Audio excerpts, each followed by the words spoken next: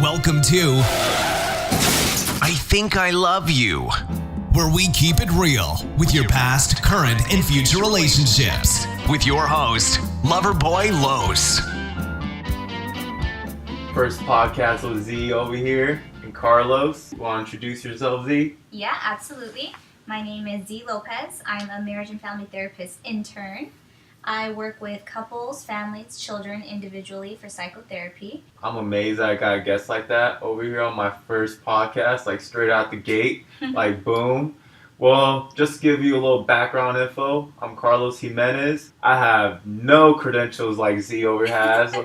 She just found me in the salsa class and decided to do this podcast with me, so I'm greatly appreciative of that. Absolutely. And with her, I actually opened up a little bit about my romance life, fairly experienced in my 25 years of living life. Went through a hard breakup. Her story is I learned a lot through that breakup, and Z was over here. And then she actually recommended a book to me, and I want you guys to know about this book. What was that book you told me about, Z? Attached. Why did you recommend that book to me, and why did you think I needed it in my life?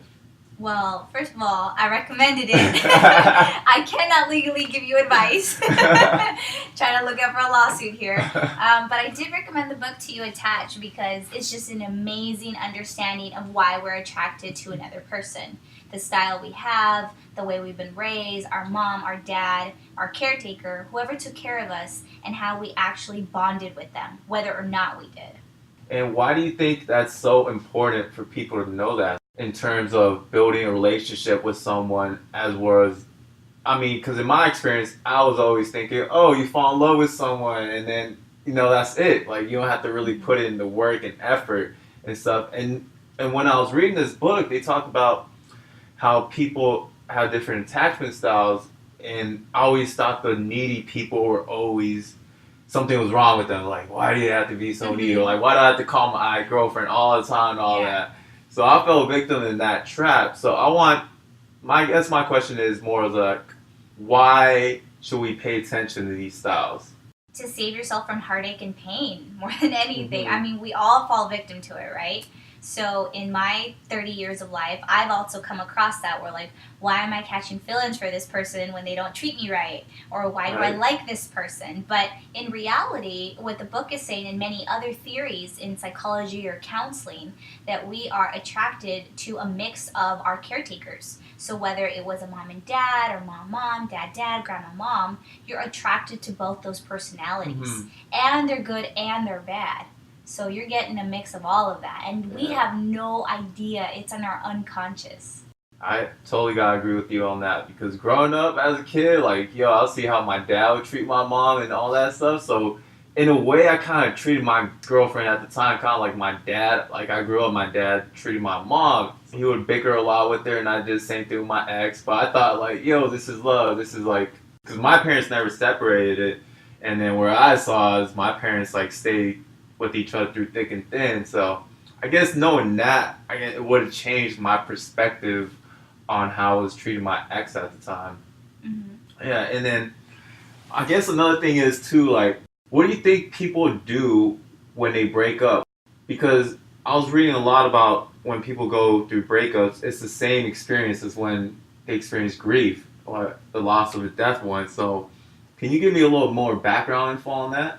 Absolutely. That's a great example, actually, of what it's like when you have a breakup. It's the grief. Mm-hmm. Not only that, I actually compare it to substance abuse. So if somebody is addicted to something and you get off of it, whether it be like heroin, marijuana, cocaine, anything, right? Alcohol, cigarettes. The same withdrawals your body goes through in your mind with that substance is the same kind of withdrawals your body be feeling when that person is gone, and your mind. Mm-hmm. Yeah. Yeah, what speaks to you about that?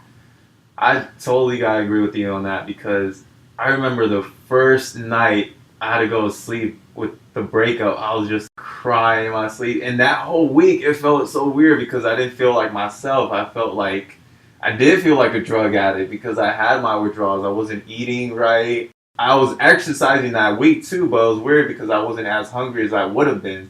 And it was just getting adjusted to life now again, all over, being single.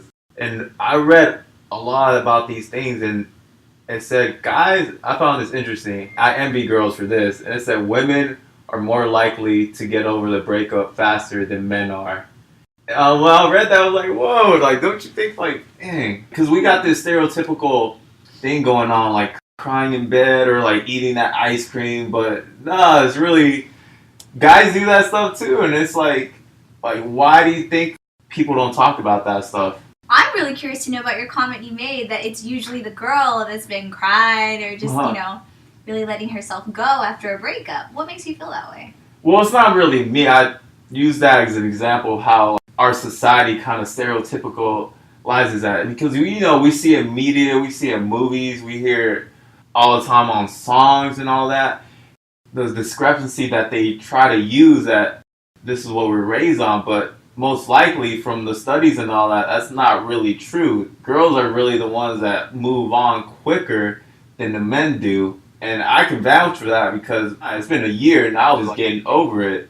Mm-hmm. So being over there is being stereotypical of eating that ice cream or going to their girlfriends and crying about their ex. I don't think that's really a justified point that we're raised on to believing from what we see on TV. But I want to know, why isn't anyone talking about the guys who have time or need more time about that stuff? I think what comes up is just stereotypically the society. Men aren't able to express their feelings as openly as women because, in society we have shamed men. They can't cry, they can't be open about how they've been feeling because otherwise they're soft. They're a pussy. They're being a little girl. Mm-hmm. So they're either going to get it from their friends, they're going to get it from their male counterparts, like, bro, just suck it up, like, you'll be fine. They are not given the same permission that women are to express how they feel and be accepted with that. Mm-hmm. Furthermore, I feel that it really depends where the person's at, to be honest. So when someone says, like, oh, it only took me a year or it took me 6 months to get over this person, really I'm thinking, how long did the relationship actually last? So some people have said, I don't know, you could disagree or agree with this, but it takes you half the time you were actually together. Mm-hmm. So from the start of the relationship, building, and then your actual time together. So if you were together 6 years, it's actually going to take you about 3 years to get over the relationship. Half the time you were together. Now, like I said, this is not something that I came up with. This is just what research has shown in the past. Mm-hmm. I guess I'm kind of a different case then. It took almost more than the time we're together. But I think it's because, kind of going back to the styles, I had a secure/anxious style. And then when I lost that security with her, I felt like I needed something or someone to make me happy again. And maybe that's the case. Maybe that because I haven't found someone that made me feel that way, it's taking me longer. Like, what do you think? Do you think that's true, or do you think could be other factors in between that?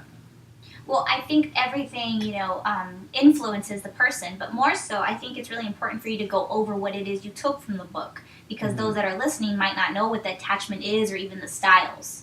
So I'm just curious to know what you picked up from the book.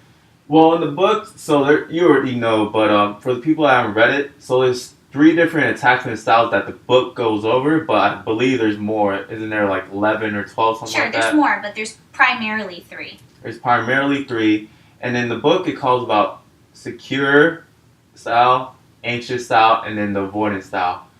So with the secure style, basically, I love this example in the book that they showed where a kid gets dropped off, maybe in school by her mom or whichever parent. And then once that parent leaves, that child's okay with it. They go around, they play with their toys because they know their parent's going to come back for them.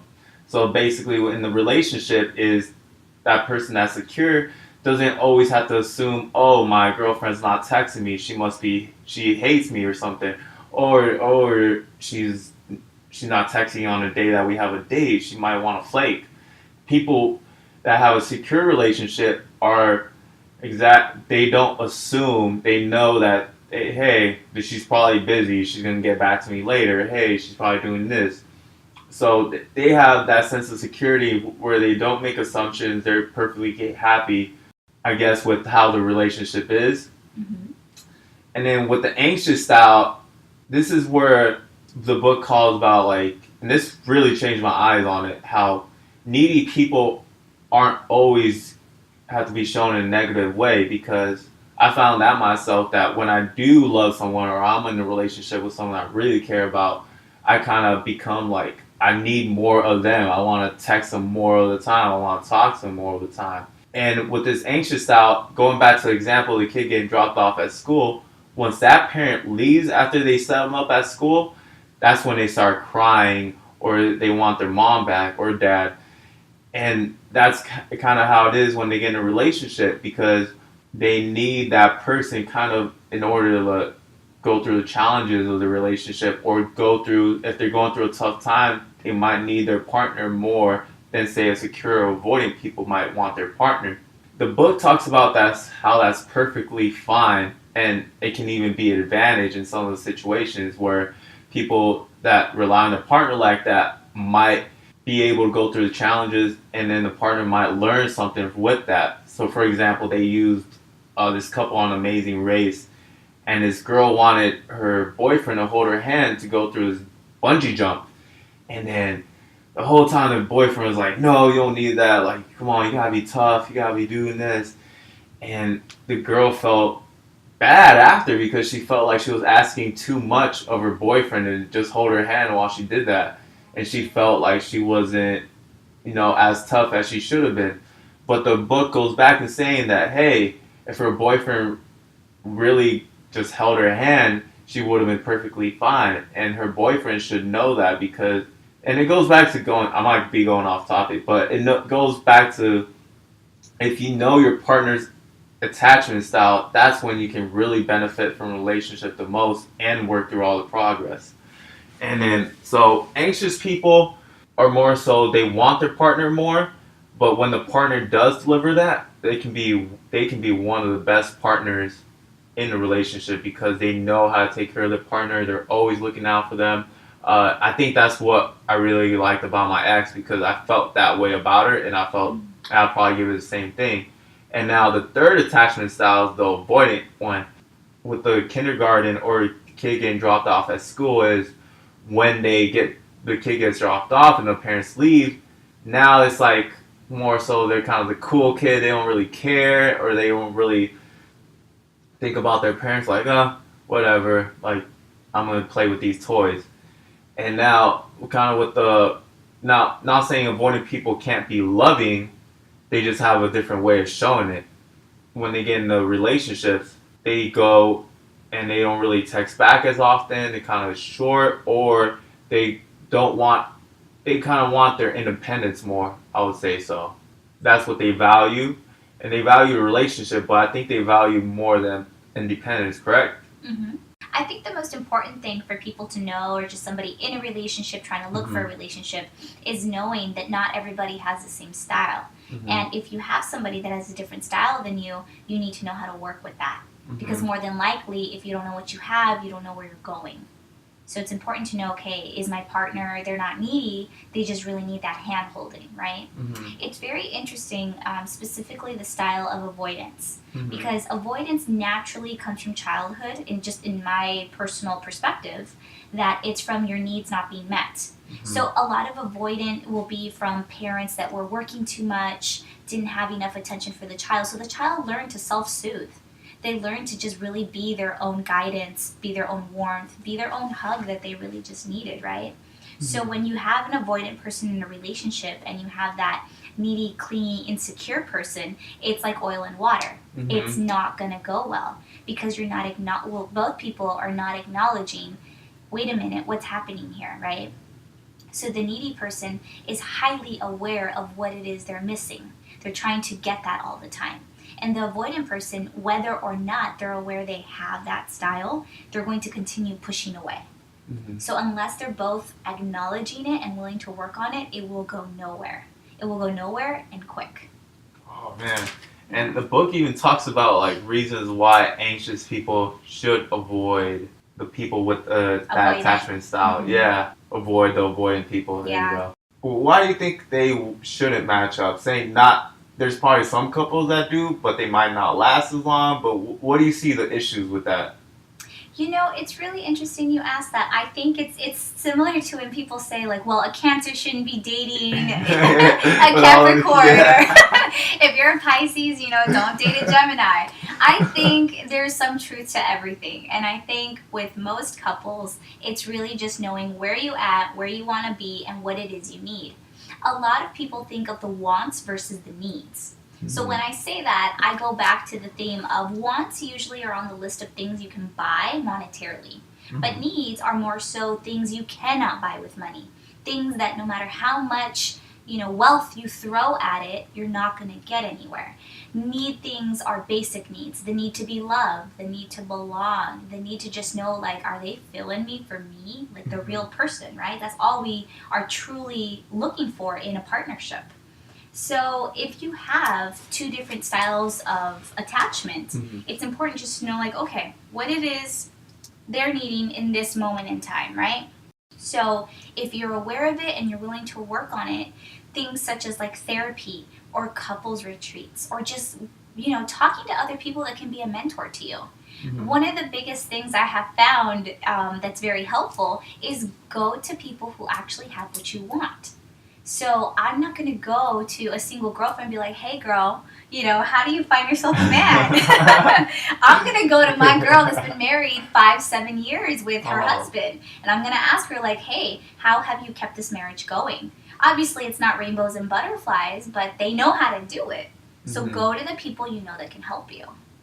Exactly. I gotta agree with that. I mean, before this breakup that I had, I never really thought about like asking for advice on relationships, you know, because it goes back to me being kind of naive about it. Like, oh, you just feel it. I didn't think of it as kind of a, I guess maybe this is the wrong word to use, but maybe like a skill to have. Because I always thought it doesn't matter how many people you date. Once you find that right one, that's it. You're golden. But I feel like maybe if I did have more relationships in the past, I would have done things a little bit different. Like, do you think that's true, or do you think people should continue to work on their relationships? You know, it's something like quality versus quantity, right? So it's different for everybody. So I actually have a close friend of mine that he's definitely quantity. He's a lot more about, let's see how many girls I can date and see what are the 31 flavors, right? And he's definitely come, like, hit against the wall and been like, what is wrong? What is happening? Is it me? Yeah. Is it them? So I think what he's shared with me and what he's discovered is that he really wants to do quality now. He doesn't want to do quantity, so he stopped dating so many girls, and now it's really just, is this girl hitting the main points that I need? Is she considerate? Is she honest? Is she humorous? Is she funny? Can she hold it down? So I think what matters is if you do find quality, knowing that, acknowledging it, and really working at it. I personally think that you can find the most amazing person, your soulmate, your twin flame, whatever it is you want to call it, your peanut butter to your jelly. But if you don't but if you don't work at the relationship, it's not going to last. You need water to help it grow. Yeah. Just like a plant. I love that line. See, this is why I bring her on, man. She knows her stuff. It's about chemistry, not anatomy. Getting that from Big Sean line. And yeah, I gotta agree, because growing up, back in high school, man, I guess in my younger years, I can relate to your friend, because I was always about, like, oh, let me see how many girls I can talk to in this week. Or like, oh, let me go on MySpace and do all that stuff. I guess the age we're living in, too, that's kind of, I feel like that's more encouraged right now, because of all the dating apps. I don't know how it's going to be for the, like, slowing down with all these apps, and are we going to be slowing down with all the, you know, fling? Because if you think about it, you go on Tinder, you just, like, look at a girl's face, and that's it. That's all you do. Like, you swipe left or right on the face. And I don't know if that's really, like, something that we should be doing, you know, because that doesn't really give you any detail on that person, you know. I just want to get your take on the age that we're living in as single, you know, 20-somethings, just trying to get around the dating world with all these apps, you know, just encouraging like one-night stands and all that stuff. You know, I think it goes further just from like the 20s or the mid-20s. I think this is anyone that's just in the dating pool in general. Just because there's so many apps that are tailored to whatever age range you're looking for. Personally, I think that it could either help you or hurt you. I've known, relationships, marriages that have started on online dating sites. Mm-hmm. They've been happily married for, 7-10 years. I also know people that have met online, and it's been terrifying. It's been terrifying and it's been hurtful because in their words, they've been lied to. They've been, catfished. They have no idea what it is they're getting. But really, this is what I think. I think that if you are the person and you are really working on yourself and you come correct, you will find someone that's correct. Because if you don't come correct, you shouldn't come at all. Mm-hmm. So if you have the right intentions, if you are the right person, you will find your match. We are like magnets, people. The law of attraction, right? We attract what we are. Mm-hmm. So if you're a liar, more than likely you're going to attract a person that's not going to be honest with you. It's not always, but for the most part, I have found that to be true. So if I'm into certain things, or if I'm into just spending time with my family, I have found other people that I'm interested in that have the same hobbies or have the same interest. Yeah, and they go, wow, I can definitely relate to that because they say, what's that? Birds like a feather. Flock together. Birds of a feather flock together. There you go. Mm-hmm. That's what I brought you on to. Finish these lines. No, but yeah, that's totally true because, I never thought of it like that before until, all this breakup stuff happened to me, and just seeing, the people you do attract, whoa, you kind of want to look at your circle sometimes, be like, does this reflect what I want to do? And then the girls too, man, it's crazy. The girls I used to be attracted to are kind of girls that I should be talking to, or girls I don't always want to bring around my mom per se. Right. And it's I remember this one time I just moved out here in Northridge, and I met this girl that basically I bought her a drink, and then she tried taking the change away because that was her hustle. She would get guys to buy her a drink and then get the change. And then I still talked to that girl 2 weeks later and all that. We even went on a couple of dates and stuff. But that was my thing. I was just kind of attracted to kind of the hood type girls, you would say. But when did you come to that realization that what you want to do is attract, or how you attract the people that you most kind of reflects on you?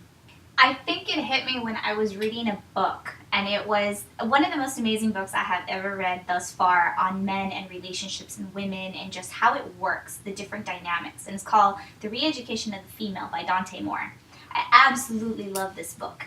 And the realization I came to is that men really are forward. They know what they want, they know what they're going with it, and they're naturally hunters. So I started realizing, okay, if I'm aware of what I want, more than likely it'll either match up or it won't with the other person, right? I'm also really big on intuition. I've over the years, I've grown my intuition, and I think it speaks louder than anything else. Sometimes the eyes or the body or just our anatomy can lie to us. But to me, my intuition will never lie. Even my mind sometimes plays tricks on me. But if I'm not feeling it, I'm not feeling it. And if something inside me tells me Z, this is not it, I don't go with it. I don't. I try and honor that spirit inside me. Wow. You know what you want, and you know what you're looking for now. And then with me, I guess I was just looking for someone that was attractive. I wasn't looking for those qualities and all that you were going with. And then knowing what you know now, what would you say to your 20-year-old self? To my 20-year-old self, I think going back to the same thing, hey, when your spirit and your intuition is screaming, kicking at the top of its lung, please let this go. Yeah. Let this person go. This is not good for you to listen to it. Mm-hmm. I definitely think the biggest lesson I learned in my 20s was not to hang on to things that are not meant for me. The most gracious thing I can do for them and myself is to let something go that is not mine. If it's not mine, I shouldn't hold on to it. Because when you do, then you become resentful, or the other person's resentful, and then you have people stepping out of the relationship, just causing even more conflict and more hurt. It's crazy, when you're in love with someone and it's no, you don't want to let them go, but I guess that's, in a way, that's still showing love, because no, that's not real if you try to make it work when obviously someone wants to move on. And that to me is very wise, and it took me a long time to realize that too. Like, why do you want someone It doesn't want you. Yeah, like Yeah. exactly. Oh, you gotta finish it for me. You Yeah. know, that was like the hardest question for me. It's like, just gotta let it go. You can't even. And what do you think about? Let me go off this. What do you think about like being friends with your ex too? Do you think that's like something that can happen? Because I don't know. I've seen it with people who are friends with their ex, and I'm like, damn, I kind of want to do that, but I haven't had the opportunity to do that. What do you think about that, Z? That's a great question. I actually have debated this so many times in my own life. And I think the most decent answer I have been able to give myself is one day strolling through the gram, right? And I come across this quote and it just hit me like a ton of bricks. And it said, two lovers that remain friends were either never in love or still are. We're never in love or still are. And that hit me so hard because I thought to myself, I have past relationships myself personally, and I've had both experiences where I think to myself, we were never in love, and then I have other experiences where I think, wow, I could never be friends with them because there will always be that spark, that chemistry that we've had, and that just can't be shared as friends because then they truly aren't friends. I also have a really big idea that if you share yourself with someone intimately, if you sleep with them or if you have that intimate bond with them, you can never really be friends again. You've kind of crossed that line there, and it's really important to have healthy boundaries. My biggest thing is if, down the road you get into another serious relationship, marriage even, and then it's that awkward moment, with your lifetime partner of like, hey, this is my friend, and once upon a time, like, we were something. I don't think that's respecting your new lifetime partner or your long-term partner. It's about respect and really setting those boundaries. Yeah, you don't want to do that on your wedding day. That's right. But yeah, I totally agree with that now, like, because I was always kind of stubborn too, and I always thought, like, oh, those people in the movies can do it, like, why can't we? Like, no, this is reality. This is like just a thing. Like, you guys once had something. You guys don't hate each other, but you just move on and keep on with life. And with that, I want to go and close out with this. Z, what do you think is something that all couples right now, or I guess people single that's looking for a relationship, should know? I think they need to know themselves. They need to know themselves thoroughly in and out, because if you don't, you're going to be running in circles. Or you get in a relationship and then you find out what are your unmet needs yourself. If you don't take care of those before you get in a relationship, it's going to come out in uglier ways. It's going to come out in jealousy. It's going to come out in resentment or even hatred towards your partner. And you don't want that. You want to enter a relationship for the healthiest reasons. And if you're good, then you have complementary, not supplementary. There's this old saying, in Spanish that says, my half orange, my other half, mi mitad naranja. But realistically, I don't know about you, but I don't want a half. I want a whole person. And I want them to complement me, not supplement me. So that is my biggest thing, knowing yourself and knowing what you bring to the table. And what do you think is one of those healthy reasons on getting in a relationship? So I think what you're asking is, how do we know we're there? Or how do we know we're ready? Exactly. Yeah, how do you know you're ready? I think, personally, whatever it is you like to do with a partner, you're okay doing by yourself. And that's just utter happiness. That's fulfillment and contentment with yourself. So if you enjoy going to the movies, bowling, playing poker, fishing, golfing, whatever it might be, whatever activity, if you can do that on your own and find fulfillment, but it'd be even better with another person, you're there. You know that you can hold it down by yourself, and they are just icing on the cake. If you're whole, you're going to be whole wherever it is you go. An empty person's going to be empty no matter who they're with. You could be with the most amazing person, but if you're not right, it ain't going to work out. Well, appreciate it, Z. Thank you so much for taking this time to do this. I know it was last minute. We were all just like scrambling around. I was like getting my computer over here, like big ass iMac, carrying in my car. But yeah, hopefully we can continue doing this. And thank you so much, and appreciate all your knowledge and all the wisdom that you shared with us.